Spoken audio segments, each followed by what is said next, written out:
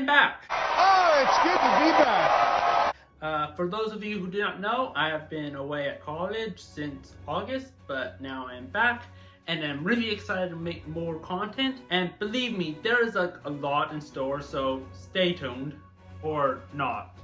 You're your own free autonomous individual. You can do whatever you want. You'll just be missing out on some really epic videos if you don't. Upon my glorious return from the world of high academia and chronic self-paralyzing stress, one of the first things I did was go and see Guardians of the Galaxy Volume 3. And oh my god, was that an emotional roller coaster. I was sobbing at least 3 different times during that movie. It was so good. It had good writing, it had high emotional stakes, and somehow, in a time when almost all Marvel content seems less than satisfactory, it managed to give us one of the most despicably evil and hateable villains through the person of the High Evolutionary. Now, you might be like, oh, he's just gonna make another one of his stupid opinion videos. And, yeah, I am. But with a little more controversy to add spice to it. Cause who doesn't love a little bit of controversy? Why do you think I'm wearing my Carter Mondale shirt? Now, a while back, you might recall me saying something along the lines of this. And I'm sorry, but Thanos is not a very good or well-developed villain. Like, dude, just double all the resources. Just because a villain has more than one layer of depth or character development, or just because they aren't pure evil and have the universe's best interests at heart, doesn't make them a well-developed villain. I'm sorry, but Thanos is an uncreative idiot who threw his daughter off a freaking cliff. Not only am I going to double down on that claim, but I'm going to compare Thanos to the High Evolutionary to show how James Gunn wrote a better Thanos than Thanos. The reason I'm able to make such a comparison between Thanos and the High Evolutionary is that they both had very similar objectives. They both had a vision for the perfect utopian universe, and both saw the mass murder of countless innocent lives as the means to achieve that vision. Thanos wanted to eliminate half the life in the universe to fix overpopulation, and the High Evolutionaries wanted to create the perfect species through genetic experimentation. He's essentially a eugenicist. So if they have very similar objectives, then why do I say the High Evolutionary is a better Thanos than Thanos?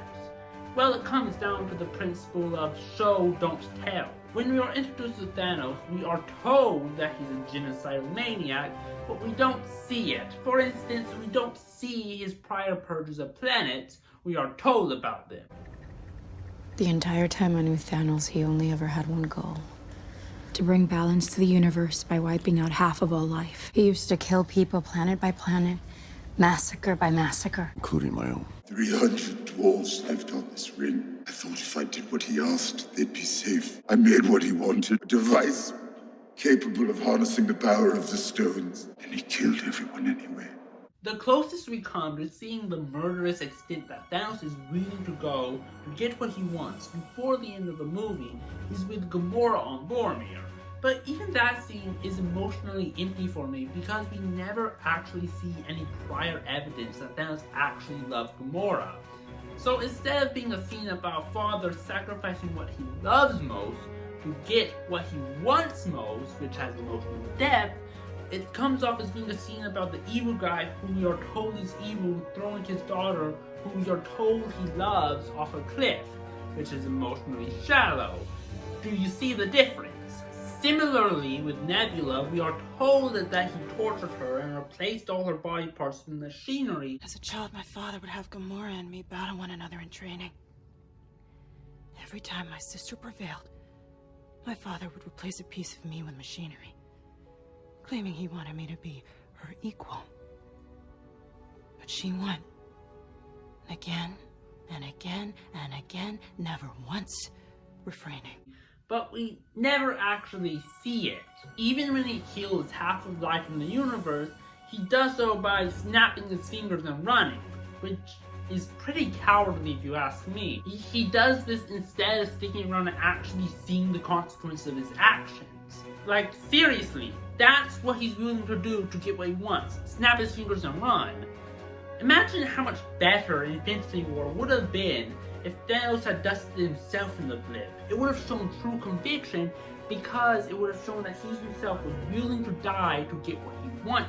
However, the High Evolutionary from Guardians Volume 3 is everything Thanos should have been. Instead of being told that he's willing to nuke a suburb on whim, we see it. Instead of being told that he's willing to put children in cages and perform genetic experiments on them, we see it. Instead of being told that he's willing to murder Lyda, Teeth, and Floor, we see it.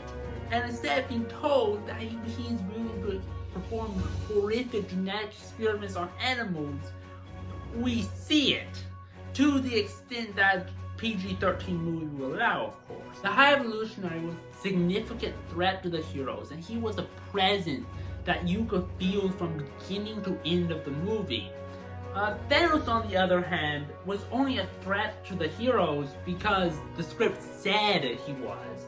For instance, I'm not entirely convinced that Doctor Strange shouldn't have, just cut Thanos in half with a portal. There was only one in over 14 million possible ways to defeat Thanos, not because there actually was, but because the script said there was. This is nothing more than lazy writing because the stakes are artificially inserted.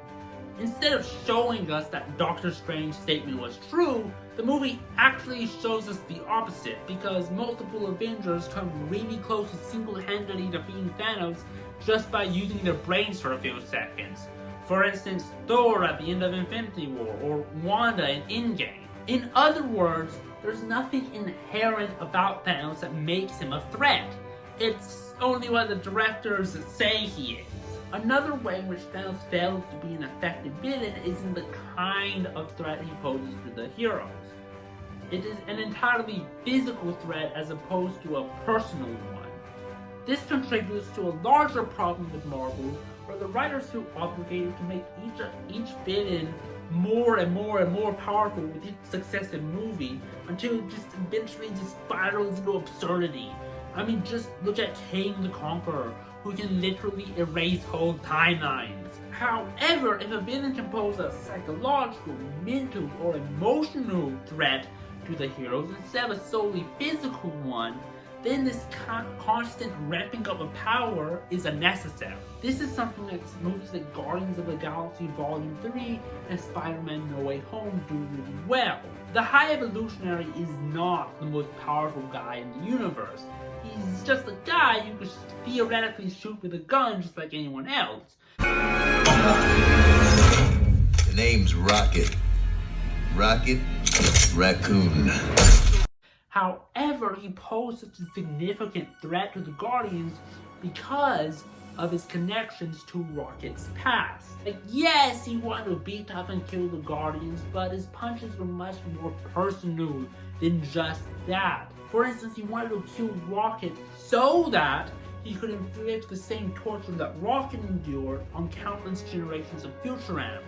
Thus, Rocket wanted to survive, not just self-preservation, but so he could save others like him. Do you see how that is much more compelling than a guy who simply wants to kill half of the Avengers? So in conclusion, I think Marvel needs to do some serious self-evaluation and reflection to figure out how James Gunn managed to create a better villain in a few scenes than Kevin Feige was able to do in 10 years. Thank you so much for watching, and if you like this video, be sure to subscribe or give it a like or a comment. We definitely notice that kind of stuff because we're kind of microscopic right now. And Marvel is like a very recurring topic on this channel. We talk about stuff like this a lot. So if you like this video, you would probably like a lot of our other videos, which means you should totally check them out. Until next time.